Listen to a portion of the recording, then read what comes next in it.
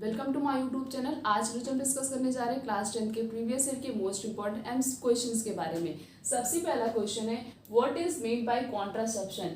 What are the different method of contraception? Contraception का क्या मतलब होता है और कॉन्ट्रासेप्शन के कौन कौन से अलग अलग मेथड होते हैं? कॉन्ट्रासेप्शन का मतलब होता है कुछ ऐसी टेक्निक का यूज करना, कुछ ऐसे मेथड का यूज करना टू प्रिवेंट द प्रेगनेंसी, ताकि प्रेगनेंसी से प्रिवेंट कर सके किसी भी वुमेन को, उसे बोलते हैं कॉन्ट्रासेप्शन। और कॉन्ट्रासेप्टिव के अलग अलग मेथड कौन से होते हैं? मेनली 3 मेथड होता है। सबसे पहला हो गया, जैसे पहला हो गया बैरियर मेथड, और दूसरा हो गया केमिकल मेथड, और तीसरा हो गया सर्जिकल मेथड। ये 3 कॉन्ट्रासेप्टिव मेथड होते हैं जिसका यूज किया जाता है टू प्रिवेंट द प्रेगनेंसी। तो कॉन्ट्रासेप्शन क्या होता है? कुछ ऐसी स्पेशल टेक्निक या कुछ ऐसे मेथड का यूज करना जिससे हम प्रेगनेंसी से प्रिवेंट रह सकते हैं, उसे कहते हैं contraceptive. Contraceptive have 3 method, 3 method होते हैं, barrier method, chemical method and next is surgical method. Next question क्या दिया गया? What are sexually transmitted disease? Give 2 example of sexually transmitted disease. Sexually transmitted disease क्या होता है और सेक्सुअली ट्रांसमिटेड डिजीज के 2 एग्जांपल बताने। सेक्सुअली ट्रांसमिटेड डिजीज का मतलब ऐसी डिजीज जो ट्रांसफर होती है एक पर्सन से दूसरे पर्सन में bye their sexual contact, sex के कांटेक्ट में आने से जब डिजीज ट्रांसफर होती है एक पर्सन से दूसरे पर्सन में, उसे कहते हैं सेक्सुअली ट्रांसमिटेड डिजीज। और 2 नाम लिखने हैं इसके। तो सबसे पहला हो गया एड्स, दूसरा क्या हो गया सिफिलिस। एक क्या हो गया एड्स, दूसरा क्या हो गया सिफिलिस। ये दोनों कैसी डिजीज होती है? ये दोनों ही सेक्सुअली ट्रांसमिटेड डिजीज होती हैं जो एक पर्सन से दूसरे पर्सन में ट्रांसफर होती है bye their sexual contact. The next question is, what is mean by a unisexual and bisexual flower? Unisexual और बाइसेक्सुअल फ्लावर का क्या मतलब होता है? यूनी नाम से पता चला, यूनी का क्या मतलब होता है? सिंगल। सेक्सुअल का मतलब होता है सेक्स ऑर्गन, और बाई का मतलब क्या होता है? 2। सेक्सुअल का मतलब sex organ.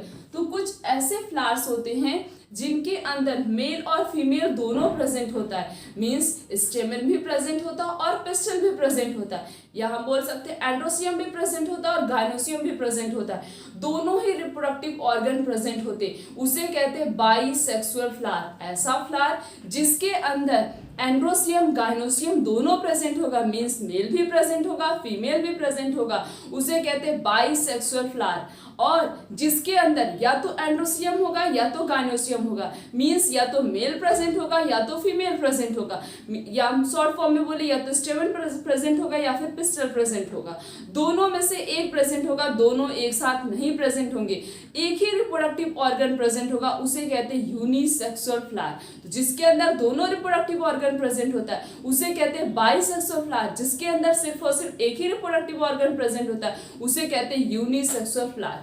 The next question is, what is pollination? How many type of pollination? Pollination क्या होता है? पॉलिनेशन कितने टाइप्स के होते हैं? पॉलिनेशन का मतलब होता है transfer of pollen grain from anther to stigma.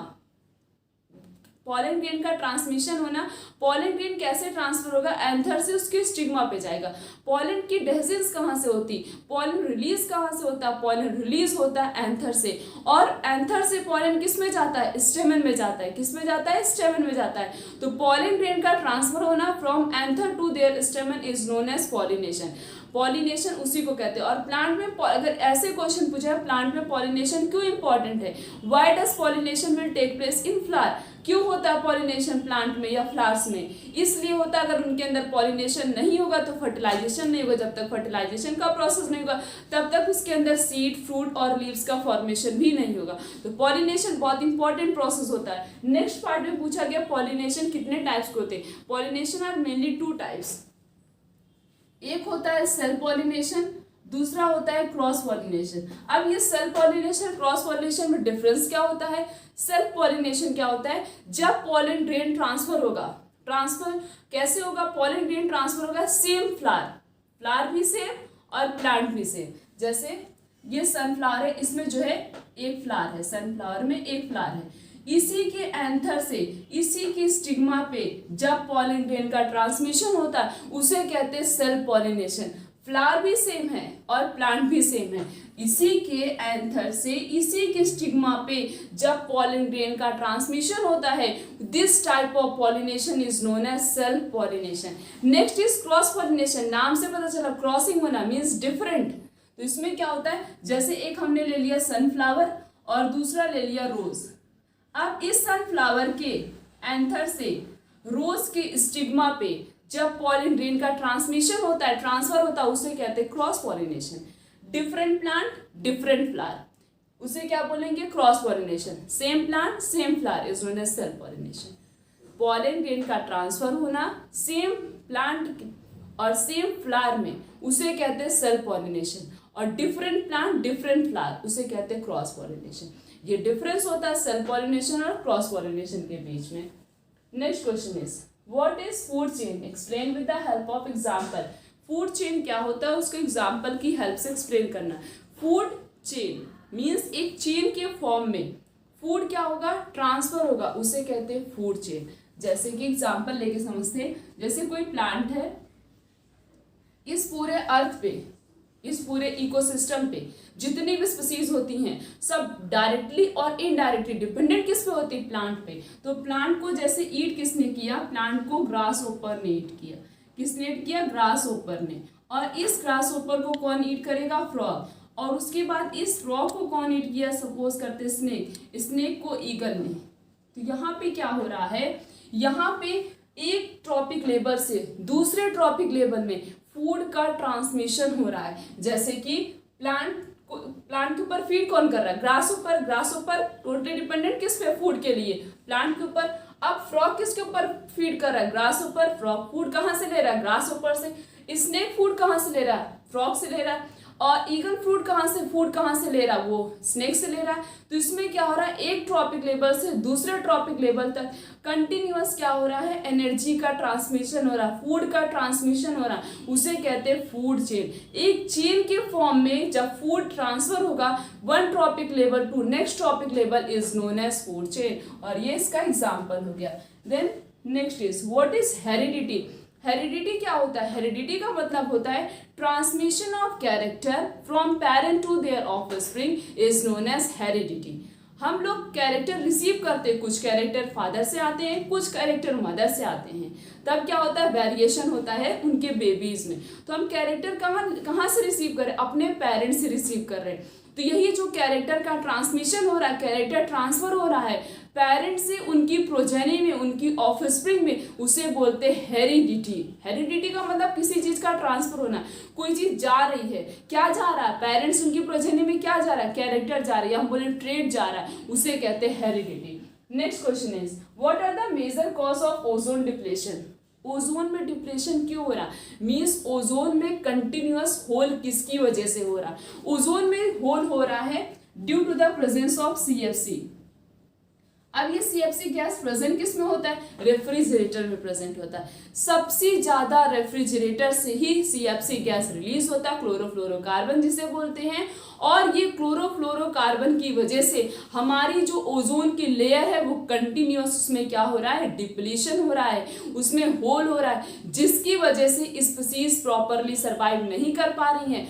अब इसका काम क्या होता है, ओजोन लेयर, ओजोन जो है वो प्रिवेंट करता है किससे, जो हमारे सनलाइट मीन जो सन्स होती है उनसे जो हार्ड अल्ट्रावायलेट रेडिएशन निकलती, हार्मफुल अल्ट्रावायलेट रेडिएशन से ओजोन की जो लेयर होती है वो प्रिवेंट करती उस अल्ट्रावायलेट रेडिएशन से। किसको प्रिवेंट करती है, हमारी अर्थ को प्रिवेंट करती है।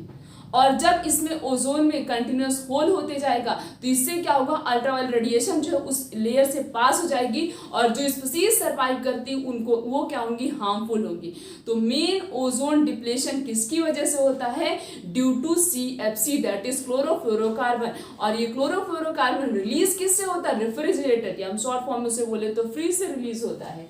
Then next question is what is 10% law. 10% law क्या है, अभी हमने जैसे ये फूड चेन पढ़ा है तो इसमें एक ट्रॉपिक लेवल से दूसरे ट्रॉपिक लेवल तक सिर्फ और सिर्फ 10% एनर्जी का क्या होता है, ट्रांसमिशन होता है। तो यही जो 10% एनर्जी एक ट्रॉपिक लेवल से दूसरे ट्रॉपिक लेवल में जा रही है उसे बोलते हैं 10% law. Next question is What do you mean by vegetative propagation? Vegetative propagation का क्या मतलब होता है? Vegetative propagation का मतलब होता है जैसे प्लांट का कोई भी एक्स पार्ट हम लेंगे और क्या कराएंगे, हम उससे मल्टीपल प्लांट की ग्रोथ कराएंगे।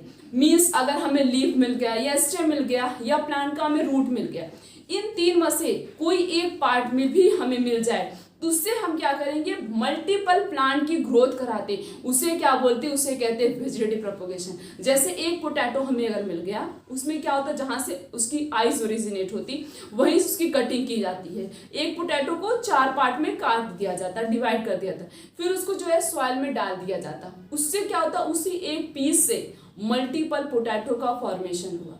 हमें एक एक्स पार्ट मिला था पोटैटो का, मीन्स हमें आई मिला था, आई से हमने क्या किया, प्लांट उसकी ग्रोथ कराई पोटैटो की। इस तरीके से बहुत सारी ऐसे प्लांट्स होते हैं जिनके कोई भी एक्स पार्ट हमें मिल जाए, उससे हम क्या कराते हैं, मल्टीपल प्लांट की ग्रोथ कराते हैं। तो यही जो एक्स पार्ट से, प्लांट के एक्स पार्ट से हम क्या करें, मल्टीपल प्लांट की ग्रोथ कराते हैं, उसे कहते हैं vegetative propagation. The next question is write the example of some barrier method and explain it. Barrier method के एग्जाम्पल लिखने। barrier method में 2 आता है, एक आता है कॉन्डम, दूसरा आता है डायाफ्राम। कॉन्डम का यूज मेल करते हैं टू कवर देयर पेनिस और डायाफ्राम का यूज फीमेल करती हैं टू कवर देयर सर्विक्स, यहाँ बोले वजाइना, ताकि जो है इससे क्या हो सके, पेनिस कवर कर ले ताकि स्पर्म का रिलीज ना हो पाए, इससे ये अपना वजाइना और ये तो सर्विक्स कवर कर लेती ताकि ओवम का मीन्स ओवम ट्रांसफर ही न हो सके, मीन्स ओवम किसी भी तरीके से स्पर्म और ओवम की मीटिंग ना हो सके। ये दोनों क्या करते हैं, मिलके बैरियर प्रोवाइड कराते हैं टोटली, ताकि स्पर्म और ओवम एक दूसरे से मीट ना कर पाए, और जब तक दोनों की आपस में मीटिंग नहीं होगी तब तक आगे का प्रोसेस कंटिन्यू नहीं होगा। तो बैरियर मेथड में 2 आते हैं, कॉन्डम आता है, एक डायाफ्राम आता है। कॉन्डम का यूज मेल करते हैं to cover their penis, diaphragm का यूज फीमेल करती है टू कवर देयर सर्विक्स और द वजाइना। दोनों बैरियर प्रोवाइड करते हैं, किसमें बैरियर प्रोवाइड करते हैं, स्पर्म और ओवम की, ताकि आपस में मीटिंग ना हो सके। देन नेक्स्ट क्वेश्चन इज, और एक चीज बहुत इंपॉर्टेंट पॉइंट, कॉन्डम ही एक ऐसा कॉन्ट्रासेप्टिव मेथड होता है जो सेक्सुअली ट्रांसमिटेड डिजीज से प्रिवेंट करता, बाकी कोई भी contraceptive method sexually transmitted disease से प्रिवेंट नहीं करता। ये क्वेश्चन पूछा जा सकता है 1 नंबर में कि ऐसा कौन सा कॉन्ट्रासेप्टिव मेथड है जो सेक्सुअली ट्रांसमिटेड डिजीज से प्रिवेंट करता है, that is condom. Next question is write the example of some, what is reproduction, how many type of reproduction, reproduction क्या होता है, रिप्रोडक्शन कितने टाइप्स होते हैं। रिप्रोडक्शन का मतलब होता है to produce new born baby, अपनी जैसी ही एक नए बॉर्न बेबी को, अपनी जैसी एक नई संतान को प्रोड्यूस करना, न्यू बॉर्न बेबी को प्रोड्यूस करना, उसे कहते हैं रिप्रोडक्शन। और रिप्रोडक्शन अगर नहीं होगा तो स्पीसीज मींस पॉपुलेशन के नंबर्स कंटिन्यूअस इंक्रीज नहीं होंगे, डिक्रीज ही होते जाएंगे। तो इससे क्या होता है, ये इवोल्यूशन में क्रिएट करता है, रिप्रोडक्शन इवोल्यूशन में क्रिएट करता है और नंबर्स भी क्या करता है, इंक्रीज करता है। तो रिप्रोडक्शन का मतलब क्या होता है, अपनी जैसे ही एक न्यू बॉर्न बेबी को प्रोड्यूस करना। This process is known as reproduction and reproduction are 2 type, that is asexual and sexual. What is asexual and sexual reproduction?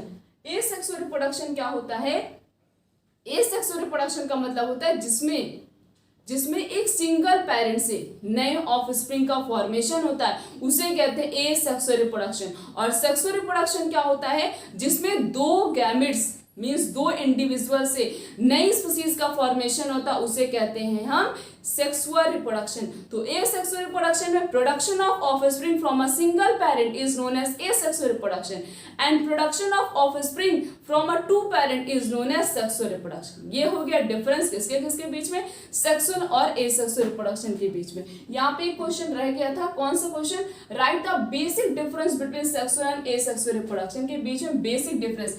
कभी भी अगर डिफरेंस लिखना हो तो डिफरेंस लिखने का सबसे बेस्ट तरीका है, एक तरफ हम लिखेंगे एसेक्सुअल, एक तरफ हम लिखेंगे सेक्सुअल। अभी मैंने बात किया कि सेक्सुअल एसेक्सुअल रिप्रोडक्शन क्या होता है, formation of offspring from a single parent से ऑफस्प्रिंग का फॉर्मेशन होना, ऑफस्प्रिंग प्रोड्यूस होना, उसे कहते हैं एसेक्सुअल रिप्रोडक्शन। अब हम एग्जांपल भी ले सकते हैं सेक्सुअल रिप्रोडक्शन में, जैसे कौन कौन सा हो गया, एसेक्सुअल रिप्रोडक्शन में हो गया जैसे बडिंग किस में होता है, हाइड्रा में होता, अमीबा हो गया, प्लाज्मोडियम हो गया, स्पायरोगेरा हो गया। इन सब के अंदर क्या होता है, एसेक्सुअल रिप्रोडक्शन होता है, एक सिंगल पेरेंट से ही नई स्पीसीज का फॉर्मेशन होता है। नेक्स्ट इस 2 डिफरेंस बहुत है। अगर 2 नंबर का क्वेश्चन है तो हम 2 डिफरेंस लिखेंगे, 3 नंबर का क्वेश्चन है तो 3 डिफरेंस लिखेंगे, इससे ज़्यादा नंबर का क्वेश्चन दिया ही नहीं जाता है। उसके बाद हाँ चलो 3 नंबर का है तो 3 डिफरेंस लिखना पड़ेगा, तो एक डिफरेंस हम ये भी लिख सकते हैं कि ए सेक्सुअल रिप्रोडक्शन कोई भी वेरिएशन क्रिएट नहीं करता है, but in sexual reproduction variation will be created.